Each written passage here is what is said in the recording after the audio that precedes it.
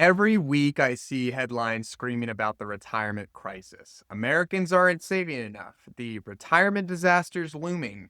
But when you actually analyze what's happening to the retirees who did save enough, the research reveals something completely different. I'm Bob Wolfe, a certified financial planner and IRS enrolled agent. After analyzing hundreds of retirement scenarios, I'm going to show you the hidden problem that's keeping successful savers from enjoying their retirement and the research based strategy that can change everything. Here's a surprising statistic. According to the research published in the Journal of Financial Planning, if you follow conservative withdrawal strategies, you're more likely to end retirement with 5 times your starting wealth than you are to even touch your original principal. This comes from Michael Kitz's research on historical market data spanning over a century. And here's what makes this even more remarkable. William Bengen, who created the famous 4% rule in 1994, recently updated his research. His new analysis shows that 4.9% may now be sustainable. Most retirees today aren't even following the old 4% rule, let alone the updated 4.9%. The Employee Benefit Research Institute's latest data shows that 60% of retirees actually decreased their spending in 2025 despite strong market performance when they have an increased ability to spend even more. Think about what this means. You spend 30 to 40 years training yourself to save, squirrel away for the proverbial winter that is retirement, delay gratification, and never touch that retirement account. Then suddenly, you're supposed to flip a switch and start spending it down. But the research shows most people never make that psychological shift, or they're too late for it to make a material impact on their actual ability to enjoy their resources. Let me show you how this fear-based system trapped one of the individuals I was working with for years. This individual has $3 million saved and they're spending about $50,000 annually. That's roughly 1.7% of their assets. But they're still paralyzed by uncertainty, conditioned by years of fear-based messaging, flashing red headlines, and chasing higher probability of success scores on Monte Carlo simulations to sleep better at night. These individuals end up living off essentially dividends and interest, never touching the principal, only to have their nest egg balloon by the time that they leave this earth. The key insight that changes everything for individuals like this, and that applies to anyone watching, has to do with understanding the difference between your survival needs and your lifestyle wants. When I analyze spending patterns, we usually discover that a percentage of their expenses are truly non-discretionary, things like housing, utilities, insurance, basic food, healthcare. The other several percentage, let's say 40%, is discretionary: travel, dining out, entertainment, gifts. This discretionary portion becomes our flexibility buffer. When you have substantial discretionary spending capacity, you can adapt to changing market conditions without touching your survival needs. Good markets, take that extra vacation. Challenging markets, skip the cruise this year. But your core lifestyle remains intact. So when you understand how your money actually works, fear begins to lose its grip on your decisions. But we need to talk about the psychology behind the problem, the saving mode versus spending mode. Behavioral finance research has identified 3 specific psychological barriers that keep successful savers from becoming successful spenders and enjoying the fruits of their labor. Understanding these psychological traps is crucial for breaking free from them. I'm going to show you exactly how to overcome each one. The first being loss aversion. Nobel Prize winner Daniel Kahneman's research shows that people feel the pain of losing money twice that as strongly as the pleasure of gaining it. So when you see your account balance drop from $2 to $1.9 million after spending $100,000, your brain screams, you just lost $100,000. But you didn't lose anything. You converted $100,000 of financial assets into life experiences. The same way that those earlier on in their career are translating their education, their future ability to earn, into financial assets. Richard Thaler's research shows that we categorize money into different psychological buckets.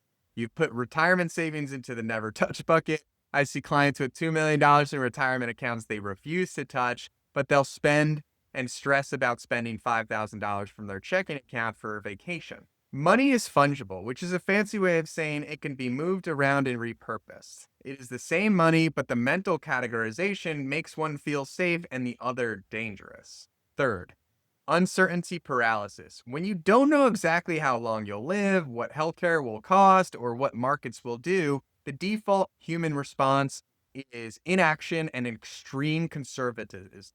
But this conservatism often goes far beyond what's actually necessary. Now, here's how to overcome each of these barriers systematically.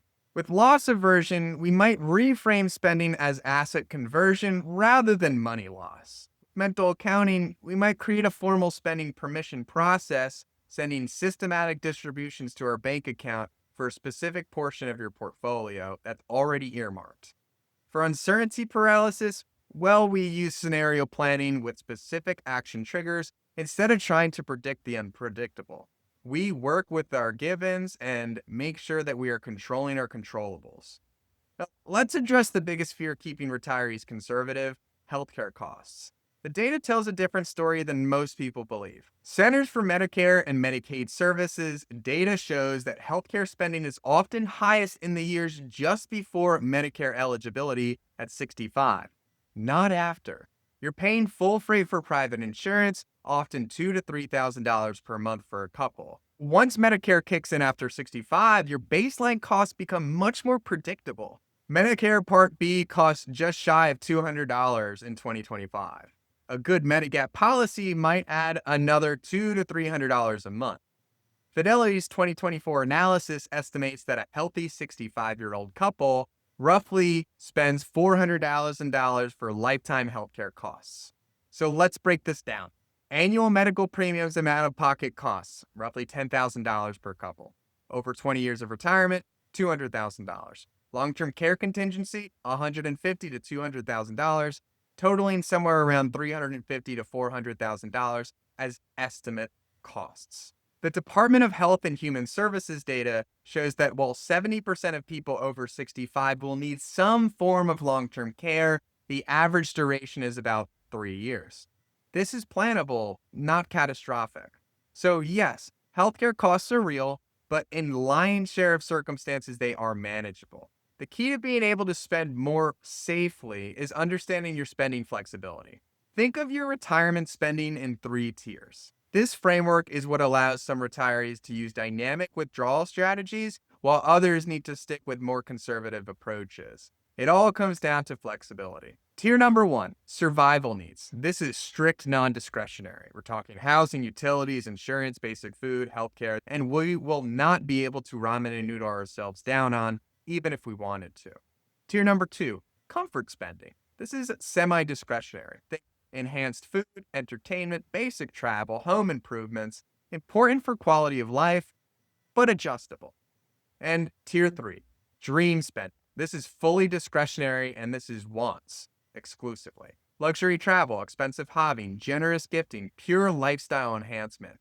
Your flexibility ratio. So this would be tier 2 and tier 3 added together, divided by your total spending. The higher this ratio is, the more you can adapt to changing market conditions because you have adjustment capacity. And much of this is discretionary in nature. Here's exactly how this flexibility enables different withdrawal strategies. I'm going to show you 3 different approaches and explain how your investment allocation affects what's possible with each one. Bankit's recent analysis suggests that a 4.9% initial withdrawal rate may be sustainable under current conditions. This update reflects changes in market conditions, bond yields, and updated historical data analysis. Next up, we have the guardrails approach. This is research by Jonathan Guyton and William Klinger showed that starting with a 4.5% withdrawal rate and using guardrails, increasing spending when portfolios outperform and decreasing when they underperform, achieved a 99% success rate over 30 years. Next, we have a flexible spending system. This approach maintains your non-discretionary spending, tier 1, while adjusting discretionary spending, tiers 2 and 3, based off of market performance. Research shows this can support higher average spending while maintaining high success rates.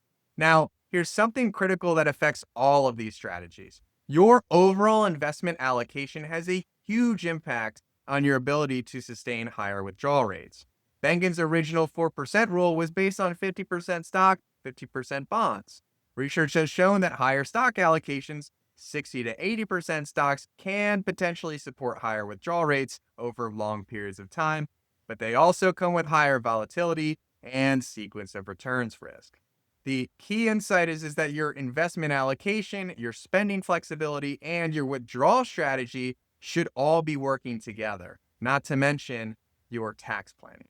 You can't optimize one without considering all of the others. So, the flexible approach combined with appropriate investment allocation can potentially provide significantly more spending than traditional guidelines. Here's how to think about implementing this and the step by step system. Step number one, calculate your current reality. Take your annual spending and divide by your portfolio value. Most people discover they may be under withdrawing well below what research suggests might be sustainable, even below the original 4% or the 4.9% recent findings. And yes, this is going to be different as we have different needs throughout the years.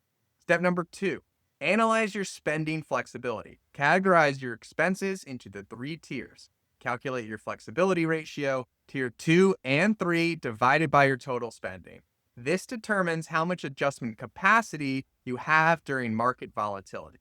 And step 3, understand your investment allocation impact. Your stock bond allocation significantly affects sustainable withdrawal rates. I favor having a safe war chest of cash and bonds so that we can sleep soundly at night knowing that all of the market winds blowing, we won't necessarily have to worry about selling stocks on sale, but higher stock allocations may support higher long-term sustainable withdrawal rates while having increased short-term volatility. Step number 4, consider dynamic strategies. Based on your flexibility ratio and risk tolerance, explore whether guardrails-based or flexible spending approaches might be appropriate for your situation. Step number 5, create your framework and monitor it. Establish specific triggers for adjusting spending based on portfolio performance. Review annually and adjust based on changing life and market circumstances. Now, this systematic approach is what enabled families to significantly increase their spending safely and without guilt. But there's one more critical insight about timing: the time versus money reality. The most important insight is no surprise. Your healthiest, most active years are typically in your 60s and early 70s. This is when you can travel extensively, be adventurous, and enjoy physically demanding activities. The timing data I'm about to show you explains why waiting to spend your money is actually one of the riskiest strategies of all. Even retirees who plan to spend down their assets don't typically touch principal until their late 80s, well past average life expectancy. By the time you might feel comfortable spending more, your ability to enjoy active pursuits has significantly diminished. So the real question isn't, will I run out of money? The question is, will I run out of time before I give myself permission to spend what I've built? The research shows that limiting spending in early retirement is rarely recouped later due to aging limitations. You can't make up for missed experiences in your 60s when you're in your 80s. Remember, flexibility in your spending creates freedom in your planning. The more discretionary capacity you can build into your retirement budget, the more you can optimize for life satisfaction rather than just account preservation. If you'd like to explore how you can expand your guilt-free spending and not lose sleep at night with all of the flashing red headlines that we have on the news, link in the description below to have a time where we can meet for a financial health checkup. And if you want to dive deeper into retirement planning strategies, make sure you're subscribed, and I'll see you in the next video.